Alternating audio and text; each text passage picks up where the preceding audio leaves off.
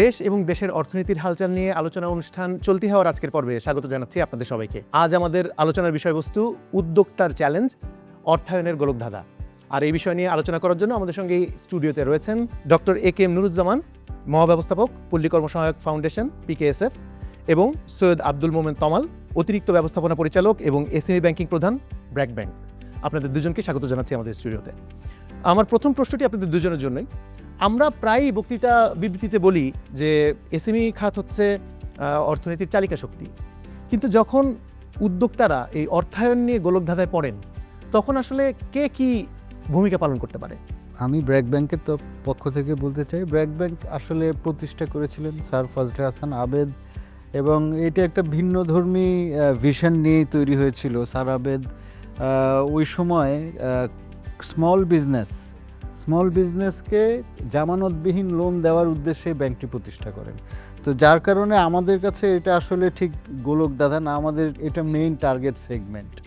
So আমরা নিজেদেরকে বিগত 25 বছরে একটা SME ফ্রেন্ডলি ব্যাংক হিসাবে পরিগণিত করেছি বা নিজেদেরকে সেভাবে প্রেজেন্ট করেছি, মার্কেটও সেটা জানে। সো আমি মনে করি এখানে অ্যাওয়ারনেসের কিছু গ্যাপ আছে, কারণ কাস্টমারদের মূলত আমরা ফাইন্যান্স করতে গিয়ে যেটা দেখি, একটা হচ্ছে ইনফরমেশন অ্যাসিমেট্রি, যেটা আমরা বলি যে এই লেভেলের কাস্টমাররা বা কটেজ, মাইক্রো, স্মল স্পেসিফিক্যালি এই সেগমেন্টের কাস্টমারদের ডকুমেন্টেশনগুলো ঠিক থাকে না, তাদের ফর্মাল ডকুমেন্টেশনগুলো থাকে না, যেমন ট্রেড লাইসেন্স বলেন, ট্যাক্স রিটার্ন বলেন, এগুলো আমাদের প্রয়োজন হয় ফাইন্যান্সিংয়ের ক্ষেত্রে। আর ব্র্যাক ব্যাংক বিশ্বাস করে যে ফাইন্যান্সিং, ব্র্যাক ব্যাংক না, গ্লোবালি এটা প্র্যাকটিস যে আসলে ফাইন্যান্সিং কখনো জামানতের বেসিসে হওয়া উচিত না। সেই ফাইন্যান্সিং ঠিক ফাইন্যান্সিং, বিজনেস ফাইন্যান্সিং হতে পারে না। ফাইন্যান্সিং হবে হচ্ছে কাস্টমারের যে ব্যবসা, সেই ব্যবসার যে লেনদেন, তার যে ক্যাশ ফ্লো, ওইটার সাথে সামঞ্জস্য রেখে ফাইন্যান্সিং। সো আমরা যখন ফাইন্যান্সিং করি আমরা কিন্তু সেটাই দেখি বেশি, যে ব্যবসার লেনদেন কেমন, তার প্রফিট কেমন। আমরা কিন্তু দেখি না যে জামানতের ভ্যালু কেমন, কারণ আমরা জামানত নেই না। শুরু থেকে আমরা চাচ্ছি যে রিলেশনশিপ ব্যাংকিংয়ে ফোকাস করতে, মানে গ্রাহককে বা SMEদেরকে আমাদের কাছে আসতে হবে না, আমরা SMEর দোরগোড়ায় গিয়ে তাদের ফাইন্যান্সিয়াল ফ্যাসিলিটি, তাদের যা যা প্রয়োজন সেই সার্ভিসটা আমরা দিব। সো আমাদের কাছে আসলে এটা গোলকধাঁধা না, এটা আমাদের মেইন সেগমেন্ট, এবং এই সেগমেন্টে ফাইন্যান্সিং করে আমাদের টোটাল ব্যাংকের যা অ্যাসেট বুক বা অ্যাসেট পোর্টফোলিও, তার প্রায় 50% কিন্তু এই SMEতে, এবং তার 85% জামানতবিহীন। সো এবং এই জামানতবিহীন অংশের নন পারফর্মিং লোন রেশিও 2% মতো, মানে PKSF-এর ভাষায় বলতে গেলে রিপেমেন্ট রেশিও প্রায় 98%। ডক্টর নুরুজ্জামান, আপনার কাছে আসি। আমি ওনার সাথে একমত পোষণ করছি যে কথাগুলো বলেছেন। আমি শুধু কয়েকটা কথা বলতে চাই PKSF-এর পক্ষ থেকে। আমাদের মূল কাজ হচ্ছে যাদের ঋণ একেবারেই পাওয়ার মতো সামর্থ্য ছিল না, সেই বিষয়টাকে প্রমোট করা, এবং বাংলাদেশ সরকার পল্লী কর্ম সহায়ক ফাউন্ডেশন তৈরি করেছে সেই কারণে। এবং আপনারা জানেন যে পল্লী কর্ম সহায়ক ফাউন্ডেশন একটা অ্যাপেক্স বডি, তারা আমাদের প্রায় 287টি পার্টনার অর্গানাইজেশন রয়েছে, তাদের মাধ্যমে গ্রামে গঞ্জে বাংলাদেশে যে কোনো অঞ্চলে আপনি যাবেন আমাদের কারোর না কারো পার্টনার রয়েছে। আমি শুধু একটি স্ট্যাটিস্টিক্স দিতে চাই যে এই মুহূর্তে ফাইন্যান্সের কোনো অভাব নাই। ফাইন্যান্স কিন্তু আপনার ব্যবসা যদি ভালো থাকে, আপনার যদি ক্রেডিবিলিটি থাকে, কেউ যদি আপনার প্রতি আস্থা থাকে, আপনাকে ফাইন্যান্স করবে। আমি একটা উদাহরণ দিচ্ছি, এই মুহূর্তে আমাদের পার্টনার অর্গানাইজেশনের মাঠ পর্যায়ে আউটস্ট্যান্ডিং রয়েছে প্রায় 95,000 কোটি টাকা। তার মধ্যে 49% হচ্ছে আমরা বলি মাইক্রো এন্টারপ্রাইজ সেক্টর। আপনারা যখন SME বলবেন, এটা কিন্তু একটা লম্বা টার্ম, CMSME। সো এটা শুরু হয় 5 লাখের নিচের থেকে একেবারে 100 কোটি টাকার বড় মিডিয়াম স্কেলের এন্টারপ্রাইজের ক্ষেত্রে। তো সেই ক্ষেত্রে আমরা ছোট ছোট উদ্যোক্তা, এই মুহূর্তে PKSF-এর অ্যাকাউন্টসে 40 লক্ষ আপনার মাইক্রো এন্টারপ্রেনার্সকে আমরা সাপোর্ট করছি। তো সেক্ষেত্রে আমি মনে করছি না এটা গোলকধাঁধা। তবে যে কথাটা উনি বলেছেন আমি রিএমফাসাইজ দিচ্ছি, সেটা হচ্ছে যে ইনফরমেশন অনেক সময় গ্যাপ হয়, ওরা বুঝতে পারে না কোথায় গেলে কী ধরনের কাগজপত্র নিয়ে যেতে হবে, আমার ব্যবসাটাকে কীভাবে উপস্থাপন করতে হবে, সেই খাতে কিছু ঘাটতি রয়েছে, এটা আমি বিশ্বাস করি। এই ক্ষেত্রে একজন উদ্যোক্তা যদি গ্রামের হয়, উনি আসলে কার কাছে যাবেন? আপনাদের কাছে নাকি ব্র্যাক ব্যাংকের কাছে? আমি মনে করি পিকেএসএফ আর ব্র্যাক ব্যাংক আমরা কিন্তু পরিপূরক ভূমিকা পালন করি, আমরা কিন্তু কম্পিটিটিভ রোলে কাজ করি না। কারণ আমি যদি বলি আমাদের অ্যাভারেজ লোনের যে টিকিট সাইজ সেটা ধরেন 18-20 লক্ষ টাকা, ওয়ারাজ আপনি যদি পিকেএসএফের গ্রাহকের অ্যাভারেজ লোন সাইজ দেখেন সেটা আমি মনে করি 3 লাখ। তো এইখানে আপনি বুঝতে পারছেন যে পিকেএসএফের গ্রাহক পিকেএসএফ থেকে সহায়তা নিয়ে যারা একটু বড় হচ্ছে তাদের হাতটা ওখান থেকে ধরে তারপরে এগিয়ে নিয়ে যাওয়ার দায়িত্ব আমাদের। সো এখানে আমি মনে করি আমরা পরিপূরক ভূমিকা পালন করি।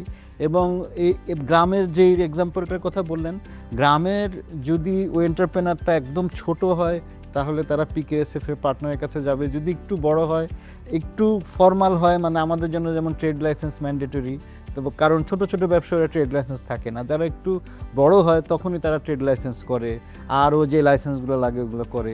সো একটু ফর্মাল হলে পরে ব্যাংকের কাছে আসবে, আর একটু সেমি ফর্মাল যদি থাকে তাহলে পিকেএসএফ এর পার্টনারদের কাছে যাবে।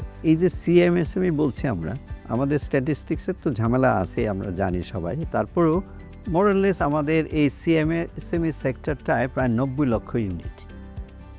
তার ভিতরে কিন্তু 88 থেকে 90% হচ্ছে এই সিএম, একেবারে ছোট যে গ্রুপ, অর্থাৎ ওই 5 লাখ অ্যারাউন্ড। সেই এটা থেকে আপনি বুঝতে পারেন যে এই সেক্টরের একেবারে যে গ্রাসরুট লেভেলে যারা কাজ করে, সেই ক্ষেত্রে ভাই যেটা বললেন এটাই সত্যি।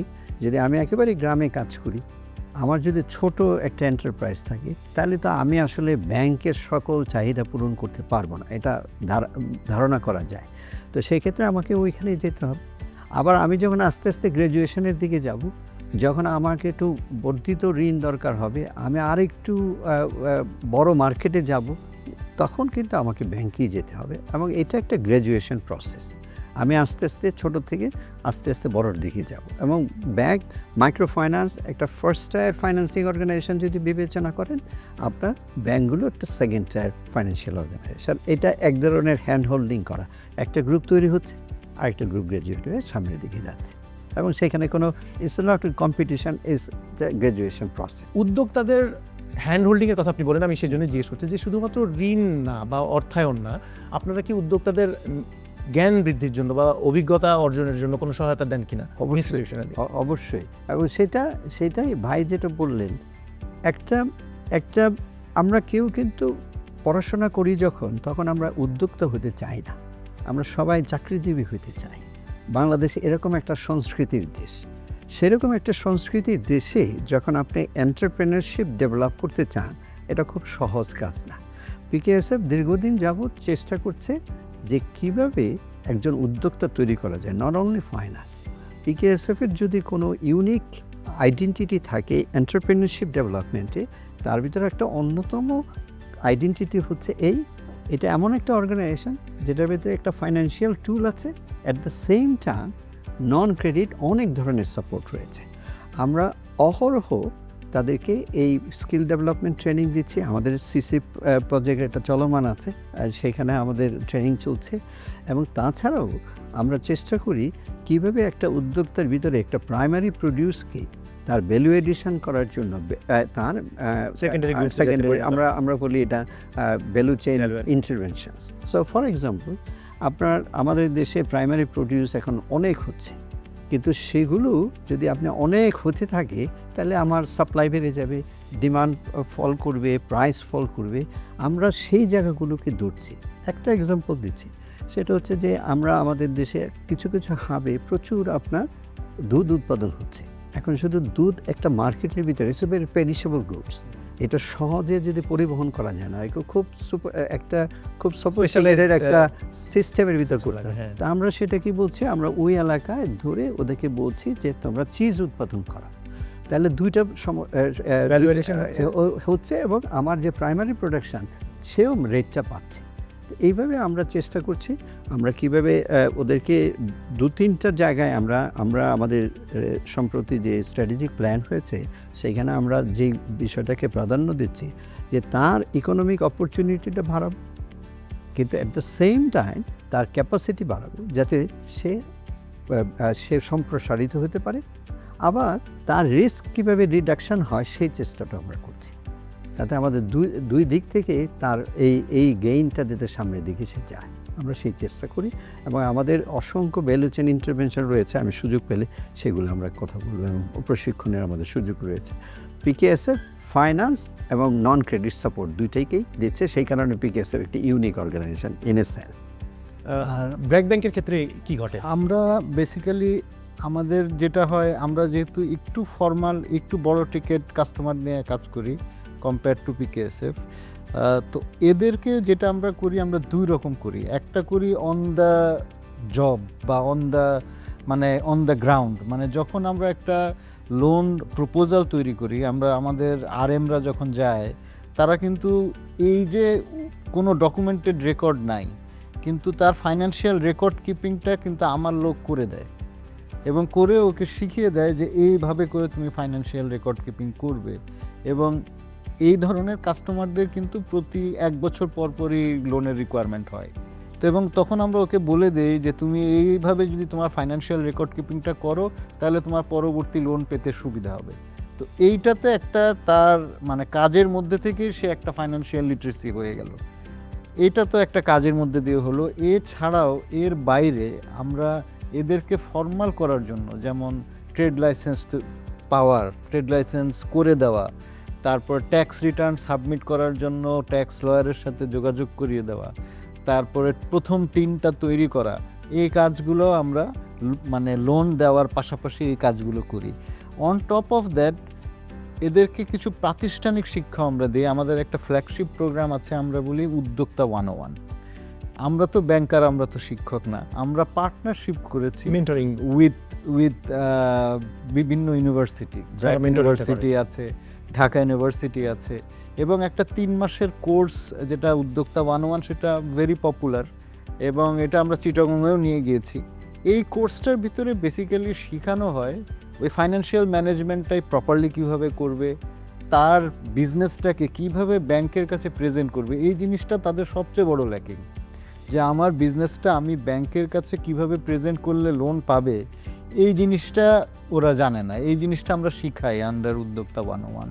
আরেকটা যেটা জিনিস আমরা শিখাই উদ্যোক্তা 101 কোর্সের মধ্যে, আপনি যেটা রাইটলি বললেন, সফল উদ্যোক্তারা এসে কিন্তু এখানে ক্লাস নেয়, তার জার্নিটা শেয়ার করে, সে কি কি অবস্ট্যাকল ফেস করেছিল, কিভাবে সেগুলো উত্তরণ করেছে, সেগুলো তাদের সাথে শেয়ার করে। আর একটা বড় পোর্শন, এখন তো জানেন সব ডিজিটাল যুগে আছি, ডিজিটাল মার্কেটিংয়ের উপরেও একটা সেশন থাকে, যে কিভাবে তাদের পণ্যটাকে তারা ডিজিটালি মার্কেটিং করতে পারবে সোশ্যাল মিডিয়াতে, এবং কিভাবে ভিউজ, লাইকস এগুলো বাড়ানো যায়, এটার উপরে একজন এক্সপার্ট এসে কথা বলে। তো এই পুরো উদ্যোক্তা 101 প্রোগ্রামটা is not theoretical, it's more practical. তো যার কারণে যেটা হয়, এখান থেকে যারা বের হয়ে আসে, আমরা একটা রিসার্চ করে দেখেছিলাম যে যারা ট্রেনিং করছে তাদের ব্যবসার গ্রোথ ভার্সেস যারা উদ্যোক্তা 101 ট্রেনিং করেছে 1 বছর পরে তারা কোথায় আছে, তারা দেখে গেছে তাদের সেল অনেক বেড়েছে। আমরা এই রিসার্চের আউটকামটাই ইউজ করি নতুন উদ্যোক্তাকে এই প্রশিক্ষণের আওতায় নিয়ে আসার জন্য। তো আমরা বেসিক্যালি এই 3 লাইনেই কাজ করি। একটা হচ্ছে তার ডকুমেন্টেশন, এবং তার মানে গভর্নমেন্ট যা যা জিনিসপত্র দরকার ট্যাক্স এগুলোতে, এবং ওভারঅল এই ফাইন্যান্সিয়াল লিটারেসি এবং অন্যান্য সব কিছু বৃদ্ধির জন্য তারা, এবং এটা আমরাই ফাইন্যান্স করি, বাট ওদেরকে একটা নমিনাল ফি ওদের থেকে নেই, বিকজ তাদের যদি কোনো মানে স্কিন ইন দ্য গেম না থাকে, তাহলে তারা এটাকে ওইভাবে সিরিয়াসলি নেবে না। তো মোটামুটি আমরা এইভাবেই অ্যাডিশনাল কাজগুলো করি উদ্যোক্তাদের পাশে থেকে। ডিজিটাল এরিনা নিয়ে বলছিলাম, আমি ওই প্রসঙ্গে একটা প্রশ্ন করি, সেটা হচ্ছে যে ফিনটেক এখন তো মানে শুধুমাত্র পৃথিবীতে না, সবখানেই এটা এখন মানে সারা পৃথিবীতেই মোটামুটি এখন একটা জনপ্রিয় বিষয় হয়ে দাঁড়িয়েছে। ব্র্যাক ব্যাংক যেহেতু একটা অগ্রগামী প্রতিষ্ঠান, বাংলাদেশের ব্যাংকিং সেক্টরে অনেক বড় একটা প্রতিষ্ঠান, আপনারা ফিনটেককে কীভাবে কাজে লাগাচ্ছেন এই পার্টিকুলারলি এসএমই সেগমেন্টের উদ্যোক্তাদেরকে হেল্প করার জন্য? ফিনটেকটা আমরা আসলে অনেকভাবে কাজে লাগাচ্ছি, এবং এখানে আমি 2টা এক্সাম্পল দেই। আমাদের একটা এগ্রিটেক কোম্পানি আছে উইগ্রো, তো তাদের সাথে আমরা কাজ করছি। আই ফার্মারের সাথে আমরা ওতপ্রোতভাবে কাজ করছি। তো এইখানে যেটা সুবিধা হচ্ছে, এরা তো এগ্রিটেক কোম্পানি বা ফিনটেক কোম্পানি যেটাই বলেন, তাদের আন্ডারে কিন্তু ফার্মার বা কৃষক আছে। এই কৃষকদের কিন্তু প্রত্যেক সিজনে, যেমন আলুর সিজনে আমরা এদেরকে টাকা দিই থ্রু আই ফার্মার, আচ্ছা, ইনপুট পারচেজের জন্য এবং সার পারচেজের জন্য। এই হারভেস্টিং সিজন 3 মাসের জন্য দিই এটা, এবং ছোট ছোট লোন। নর্মালি আমি যদি এই পার্টনারশিপটা না থাকতো এই লোন আমি দিতাম না, কিন্তু এই পার্টনারশিপের আওতায় গিয়ে আমি কিন্তু এই ছোট ছোট ফার্মারদেরকে লোন দিচ্ছি, যেখানে আমরা এই পুরো লোনটাই হয় আবার ডিজিটালি কেওয়াইসির মাধ্যমে এদের অনবোর্ডিং করি, এবং অনবোর্ডিং করার পরে লোনটাও ডিজিটালি তার অ্যাকাউন্টে ইনস্ট্যান্টলি চলে যায়। আর ওইখানে আমার এজেন্ট ব্যাংকিংয়ের মানে এজেন্ট থাকে ক্যাশ নিয়ে, যে ডিজিটাল লোনটা ওখানে ওকে ক্যাশ আউট করে দেয় এবং সে ওটা দিয়ে ইনপুট কেনে, এবং 3 মাস পরে এটা আবার কালেকশন হয়ে যায়, এবং এই কালেকশনের কাজটাতে আমাদেরকে আই ফার্মার হেল্প করে। একটা সম্পর্ক প্রশ্ন করি, এই যে ছোট ছোট লোনগুলো আপনারা দিচ্ছেন, এগুলোর পারফরমেন্স কেমন? এগুলোতে ফেলিওর রেট কীরকম? এগুলো তো ছোট ছোট মানে 1 মাস 45 দিন, এবং এইখানে পারফরমেন্স খুবই ভালো। এবং কারণ এইটার ভালো থাকার পিছনে কারণ কি, ডিস্ট্রিবিউটাররা আমাদেরকে সহায়তা করে, এদের যে মাস্টার ডিস্ট্রিবিউটার। আর ও যদি পেমেন্ট ঠিকমতো না করে ইউনিলিভারের প্রোডাক্টও আর নিতে পারবে না। মানে একটা ইকোসিস্টেমের পার্ট হিসাবে তারা কাজ করে। পিকেএসএফ সরকারের বড় বড় তহবিল ডিস্ট্রিবিউশনের কাজটা করে আমরা জানি। এই তহবিল ডিস্ট্রিবিউশনের প্রক্রিয়াটা কি আমাদেরকে যদি একটু ব্যাখ্যা করে বোঝান, এবং এই ক্ষেত্রে আপনারা যেই উদ্যোক্তাদেরকে বেছে নেন তাদের ভিতরে কি দেখেন? প্রথম কথা হচ্ছে যে ভাই একটু আগে একটা কথা বলেছেন, পিকেএসএফ এর পুরো কার্যক্রমটা একটা রিলেশনশিপ ব্যাংকিং। আমরা আমাদের ডেভেলপমেন্ট পার্টনার যেই টাকাটা সরকারকে দেয়, সরকারের কাছ থেকে আমরা এই টাকাটা পাই, আমাদের মাধ্যমে আমাদের পার্টনার অর্গানাইজেশনরা পায়, পার্টনার অর্গানাইজেশন এটা মাইক্রো এন্টারপ্রেনার লেভেলে দেয়। এই পুরো প্রক্রিয়াটা কোথাও কোনো জামানত নাই, সব জায়গায় কিন্তু জামানত দেয়। ডেভেলপমেন্ট পার্টনার একটা সাদা কাগজে সিগনেচার করে দিচ্ছে সরকারকে, সরকারের সাথে আমি একটা সিগনেচার করে টাকা আনছি, আমি আমার পার্টনারকে এইভাবেই দিচ্ছি, কেউ কিন্তু জামানত দিচ্ছে না। এবং এই পুরো প্রক্রিয়াটা টাকার অঙ্কে কিন্তু কম না। প্রতি বছর পিকেএসএফের বাজেট থাকে প্রায় 15,000-16,000 কোটি টাকা, এবং তার 50%-এর বেশি মাইক্রো এন্টারপ্রাইজ সেক্টরই আমরা দিই। এটা ভাইয়ের সাথে একটু অ্যাড করি, আমরা যে সেগমেন্টটার সাথে কাজ করি সেই সেগমেন্টটা কিন্তু একেবারেই বটম, একেবারে গ্রাসরুট। সে তার পরিবারে হয়তো কোনোদিনই কোনো ধরনের এন্টারপ্রেনার ছিল না, সেরকম একটা লোককেই কিন্তু এন্টারপ্রেনার বানানোর চেষ্টা করা হয়। তো ফলে এবং তার হয়তো ওরকম শিক্ষা বলতে যা আমরা বুঝি সেই রকম শিক্ষাও নাই। ভাই যেরকমটা বললেন, আমি কিভাবে উপস্থাপন করবে সেটাও জানে না। সেরকম একটা প্রক্রিয়ার মাধ্যমে আমরা তাদেরকে উদ্যোক্তা তৈরি করার চেষ্টা করি, এবং সেই উদ্যোক্তার ভিতরে মূল যে বিষয়টা থাকে সেটা হচ্ছে যে এটার ভিতরে কোনো ফর্মাল কোনো আপনার ধরেন বাইরে যেরকম ধরেন ডিস্ট্রিবিউটারের সাথে মিলে কাজটা করতে পারে, কারণ আমাদের তো সেরকম অবস্থা নাই।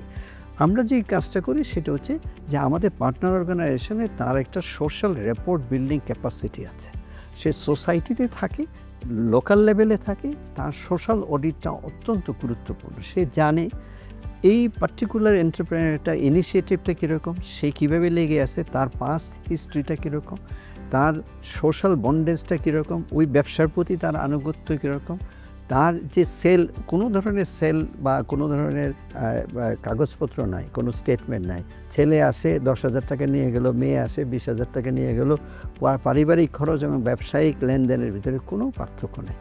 কিন্তু তাদের এই যে সোশ্যাল অডিটের মাধ্যমে তারা ধরতে পারে যে ওইখানকার এন্টারপ্রেনারগুলো কারা আসলে পটেনশিয়াল আছে, তখন তাকে স্লোলি ফাইন্যান্স করে আস্তে আস্তে তারা বড় করে। যে জিনিসটা খুব ইউনিক সেটা হচ্ছে ওরা সবসময় সুপারভিশনে থাকে, রিলেশনশিপটা, ট্রাস্টটা, বন্ডেজটা অনেক স্ট্রং।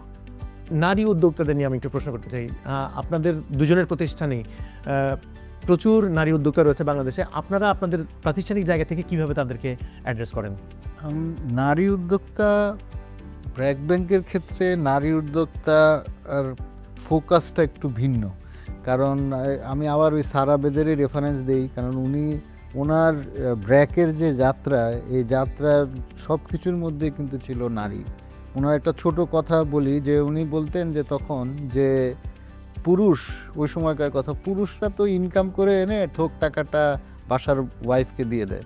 বাসার ওয়াইফের দায়িত্ব হচ্ছে এই নিমিত টাকার মধ্যে, এই সীমিত টাকার মধ্যে বাচ্চার স্কুলের ফি দেওয়া, বাচ্চার অসুখ বিসুখ হলে ডাক্তারের কাছে নিয়ে যাওয়া, বাজার সদাই করা, ঘরের খাওয়া চালানো, সব কিছু। তো উনি বলতেন যে ওমেনরা হলো বেস্ট মানি ম্যানেজার। এই জন্য উনি যখন ওনার মাইক্রো ফাইন্যান্স প্রোগ্রাম শুরু করেন ব্র্যাকের, তখন কিন্তু উনি শুরুই করেছেন ফিমেলদেরকে দিয়ে, এবং that has come out to be a big success.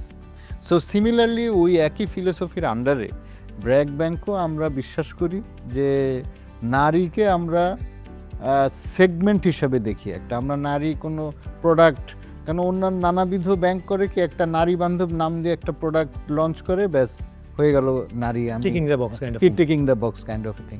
But আমরা কিন্তু সেরকম না। আমরা ব্র্যাক ব্যাংক নারীটাকে আমরা আজ থেকে প্রায় 5-7 বছর আগে আমরা পুরো নারীটাকে একটা সেগমেন্ট হিসাবে নিয়েছি, এবং যে কোনো নারী ব্র্যাক ব্যাংকের সাথে যখন কিছু একটা করবে বা কিছু একটা সার্ভিস নিবে বা কিছু প্রোডাক্ট নিবে, সেটা স্পেশাল আমাদের কাছে। একটা নারী যদি এসে একটা ক্রেডিট কার্ড নেয়, সেটাকে আমরা, আমাদের এই ব্র্যান্ডটার নাম আমরা দিয়েছি তারা। এবং এই তারা ব্র্যান্ড মানে কি, সে একটা নারী যখন একটা ক্রেডিট কার্ড নেবে, একটা ডেবিট কার্ড নেবে, একটা অ্যাকাউন্ট খুলবে, এ সবগুলি স্পেশাল। এদের যে কার্ড পাবে, যার এটার স্পেশাল ব্র্যান্ড, এটার জন্য স্পেশাল রেট। সিমিলারলি লোনের ক্ষেত্রেও ওরা যখন রিটেল লোন নেয় বা কনজিউমার লোন নেয়, যদি কোনো নারী, একজন ডাক্তার বা একজন কর্মজীবী মহিলা, তার ক্ষেত্রে ইন্টারেস্ট রেট নর্মাল রেটের থেকে কম, তার ক্ষেত্রে লোনের প্রসেসিং টাইম কম। এবং সিমিলারলি এসএমইর ক্ষেত্রে অবশ্য আমরা কিছু বাংলাদেশ ব্যাংকেরও নীতি সহায়তা পাই, যার কারণে কম রেটে দিতে পারি। কিন্তু নারী উদ্যোক্তাদের ক্ষেত্রে আমরা 3-4টা জিনিস বেশিভাবে করি। কারণ আপনারা জানেন যে আমাদের এই সামাজিক কাঠামোতে একটা নারী সমস্ত কিছু ভেদ করে উদ্যোক্তা হওয়াটাই একটা বিগেস্ট চ্যালেঞ্জ। যেই নারী এতটুকু এসেছে, তাকে বাকিটুকু নিয়ে যাওয়ার জন্য আমরা আপ্রাণ চেষ্টা করি। এবং তার মধ্যে আমরা আসলে নারীদের এই প্রবলেমটা 4 ভাগে আমরা বিভক্ত। একটা হচ্ছে তাদের মূলত যে অ্যাক্সেস টু ফাইন্যান্স, যে তাদেরকে কেউ লোন দেয় না, এবং নারী একটা ব্যবসা করতে গেলে তার ব্যাংক তার কাছে স্বামীর গ্যারান্টি খোঁজে। এখন সেই নারীর তো বিধবাও হতে পারে, বা সেই নারীর তো ডিভোর্স হয়ে যেতে পারে, সেক্ষেত্রে কি সে লোন পাবে না? আমরা কিন্তু ওই ট্যাবু থেকে বের হয়ে আসি, আমরা কিন্তু আমাদের কোনো গ্যারান্টি লাগে না। ডক্টর নুরুজ্জামান, আপনার কাছে আরেকটা প্রশ্ন আছে, সেটা একটু আমি একসঙ্গে যুক্ত করে দিই। সেটা হচ্ছে যে পিকেএসএফ এর ক্ষেত্রে সামাজিক বিশ্বাসের যে কথাটা আপনি বললেন, অর্থাৎ আস্থার জায়গাটা তৈরি করা, এইটার রিপল এফেক্টটা কি দেখেন? এটার পরিণামটা আমরা কি দেখতে পাচ্ছি? প্রথমে আসি হচ্ছে যে এই বাংলাদেশে আপনি যদি পুরোটা একবার একটু পিছনের দিকে তাকান, আজ থেকে 30-40 বছর আগে ফাইন্যান্সটা এত ইজি ছিল না। 1000 টাকা লোন পাওয়ার জন্য ব্যাংকের দ্বারে ঘুরতে হতো। এই যে একটা প্রক্রিয়ার মাধ্যমে আজকে গ্রামীণ ব্যাংক এবং অন্যান্য অর্গানাইজেশনগুলো যেভাবে গ্রামে গঞ্জে ছড়িয়ে গিয়েছে, এবং পিকেএসএফের মতো একটা প্রতিষ্ঠান সরকার তৈরি করেছে, ফলে এই ফাইন্যান্সটা ইজি হয়েছে। এবং আমাদের প্রায় 94% মেম্বারই কিন্তু মহিলা। প্রথম বিষয়টা হচ্ছে যে কথাটা বললাম, যে আমরা আমাদের কন্ট্যাক্ট পয়েন্ট নারী। সম্প্রতি আমরা একটা মডেল আমরা চালু করেছি স্কিলস ডেভেলপমেন্টে, সেটাকে আমরা বলছি ওস্তাদ সাকরেত মডেল। আমরা কনভেনশনাল ট্রেনিং সেন্টারের মাধ্যমে না, যে উদ্যোক্তা, যে এন্টারপ্রেনার, তার কাছে নিয়ে যেয়ে বলছি যে দিস আর ইয়োর ট্রেনিং, আপনি ওদেরকে ট্রেনিং করেন, আপনাকে আমরা পয়সা দিচ্ছি, আমরা আপনাদেরকে সাপোর্ট দিচ্ছি। এবং ওইটার মাধ্যমে অনেক নারী এটার ভিতরে ইনভলভ হয়ে গেছে। এখন আমাদের দেশে আমরা ডেভেলপ হয়েছে, আমাদের অনেক চাহিদা তৈরি হয়েছে। আমাদের এখন আমাদের ডে কেয়ারার সার্ভিস দরকার, আমাদের কেয়ার গিভার সার্ভিস দরকার। আমরা তাদেরকে আস্তে আস্তে ট্রেনিং দেওয়ার চেষ্টা করছি। ফলে তারা আস্তে আস্তে নিজেদের ভিতরেই একটা কনসোর্টিয়াম তৈরি করে তারা কেয়ার গিভার দিচ্ছে। It's a sort of entrepreneurship, not only job. তারা একটা নিজেরা কনসোর্টিয়াম করে তারা নানা রকম সাপোর্ট দেওয়ার চেষ্টা করছে। এবং আমরা জানি যে বাংলাদেশে যদি কোনো ব্রেক থ্রু করতে হয়, তাহলে নারীদেরকে আগায় আসতেই হবে। অনেক ধন্যবাদ ডক্টর নুরুজ্জামান, ধন্যবাদ তমাল ভাই। দর্শক, এই ছিল আমাদের আজকের আলোচনা। আগামী পর্বে আবার দেখা হবে, শুভকামনা রইল।